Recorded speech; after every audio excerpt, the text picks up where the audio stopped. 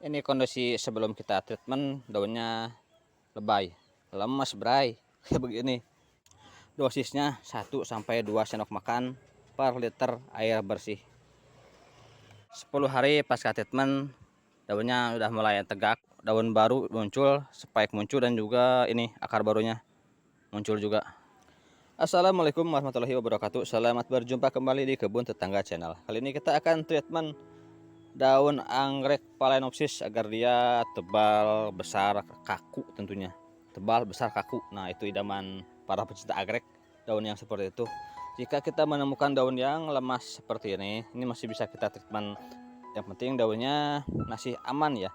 Secara keseluruhan, daun yang lemas ini tidak berpengaruh buruk pada tanaman kita jika tanamannya sehat atau daunnya sehat, tapi hanya berpengaruh pada estetika. Jadi kelihatannya kurang enak jika daunnya lemas seperti ini. Lebih nyaman dilihat jika daunnya kaku, tebal, keras, kaku, juga besar tentunya. Itu lebih enak dilihatnya, lebih nyaman dilihatnya, untuk estetika juga dapat. Dan cara treatmentnya mudah, yang penting daunnya sehat ya. Kalau lemas seperti ini tidak masalah, apalagi di daun muda seperti ini, di daun paling atas atau daun muda. Caranya kita berikan pupuk yang cukup, sinar matahari dan sirkulasi udara yang cukup, dan juga kita bantu sementara waktu agar dia bisa tegak. Jadi kalau di rumah punya yang enggak tegak, yang lemas seperti ini, pakai alat bantu dulu biar dia tegak, nanti juga tegak permanen. Untuk tekniknya boleh seperti apa aja, yang penting dia posisikan seperti ini dulu untuk sementara waktu. Saya memakai gantungan. Kalau mau pakai ajir juga tidak masalah ya, pakai kayu di sini. Kalau mau pakai gantungan juga tidak apa-apa, sedapatnya aja atau semudahnya aja yang Anda dapat di rumah. Pasang dulu. Alat bantunya sudah kita pasang, kurang lebih seperti ini. Tekniknya boleh gimana aja, yang penting intinya daun yang lemas ini kita tahan dulu agar tidak ke bawah ya. Kita kasih tiang penyangga ataupun tali seperti ini agar posisinya seperti ini, sembari kita berikan pupuk untuk pertumbuhan, juga sinar matahari yang cukup, tidak kurang dan tidak terlalu berlebih. Untuk phalaenopsis dia membutuhkan sinar matahari berkisar 60%. Jadi dikondisikan seperti itu kebutuhan sinar mataharinya, dan juga sirkulasi udara yang cukup. Nanti biasanya seiring tumbuh lagi pucuk baru, daun ini semakin tua dan dia akan tegak permanen. Daunnya semakin tebal dan dia akan tegak terus permanen seperti itu. Pupuk kimia yang biasa saya gunakan, saya memakai pupuk Gandasil D atau pupuk untuk pertumbuhan ya. Pupuk jenis lain atau merek lain tidak masalah, yang penting untuk pertumbuhan, dengan dosis 1 sendok makan untuk 5 liter air bersih. Dilarutkan sampai benar-benar terlarut. Intervalnya 1 minggu sekali. Selain pupuk yang ini, pupuk kimia, saya juga memakai pupuk organik yang ini ya, pupuk organik 1 minggu sekali, tapi harinya dibedakan. Misal aplikasi pupuk organik, pupuk kimia yang ini setiap hari Minggu, yang itu setiap hari Rabu. Jadi dibedakan harinya, tapi intervalnya tetap 1 minggu sekali. Kita ke ini dulu, nanti ke pupuk organik. Untuk pupuk kimia, caranya seperti ini. Dilarutkan dulu, nanti kita rendam. Nah, seperti ini, rendam sampai benar-benar basah area perakaran. Tidak usah terlalu lama, yang penting akarnya basah dan media tanam basah oleh pupuk. Kalau mau disiram juga tidak masalah. Kalau misalkan teman-teman memakai media tanam moss, sphagnum moss ya, ataupun media tanam yang lain yang lebih bagus penyerapan airnya, disiram aja tidak masalah. Kalau misalkan memakai media tanam yang cukup poros seperti arang, kulit kayu, dan yang lain-lain, lebih efektif seperti ini, direndam. Tidak usah terlalu lama agar tidak busuk ya, sebentar aja. Yang penting pastikan media tanamnya basah dan juga area perakaran basah oleh pupuk. Dengan cara seperti ini penyerapan pupuk maksimal, itu yang sudah saya coba. Dan ke pembungaan pun bagus Lur. Kalau misalkan plannya bagus, pembungaan pun gampang banget. Nah, sementara seperti ini nanti daunnya akan bagus kalau nutrisinya bagus. Ke daun pun akan lebih tebal, lebih kaku tentunya. Juga sirkulasi udara, makanya penanaman atau penempatannya jangan terlalu rapat dengan tanaman yang lain. Usahakan diberi jarak yang cukup, diberi ruang agar dia bisa bernapas dengan lega, agar pertumbuhannya bagus, daunnya tidak terhambat, tidak lemas, dia bisa kaku kalau misalkan penempatannya cukup bagus, cukup renggang, tidak terlalu rapat. Misalnya seperti ini kan tanaman yang lain, kita penempatannya jangan terlalu rapat seperti ini, jangan terlalu dirapatkan, usahakan beri jarak agar pertumbuhannya bagus. Antara daun yang satu dengan daun yang lainnya tidak berhimpitan, tidak rapat, kasih jarak, kasih ruang. Jadi dia bisa bergerak dengan bebas, daunnya bisa bergerak luasa. Begitupun pencahayaan juga berpengaruh. Jika terlalu rapat, ini pencahayaannya kurang, dia kurang dapat nutrisi. Karena kan nutrisi anggrek atau pada tanaman hijau dia diproduksi di sini oleh klorofil ya, dalam zat hijau daun. Jika pencahayaannya kurang bagus, pencahayaannya terganggu, ini kurang bagus juga pertumbuhan tanamannya. Kita lanjut ke pupuk organik. Ini pupuk cair organik yang biasa saya pakai. Dosisnya 1-2 sendok makan per liter air bersih.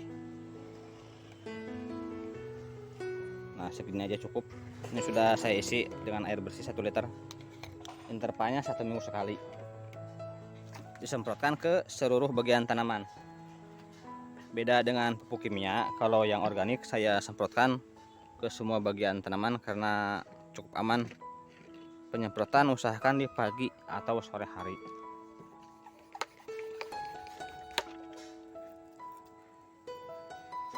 Nah, seperti ini aja cukup.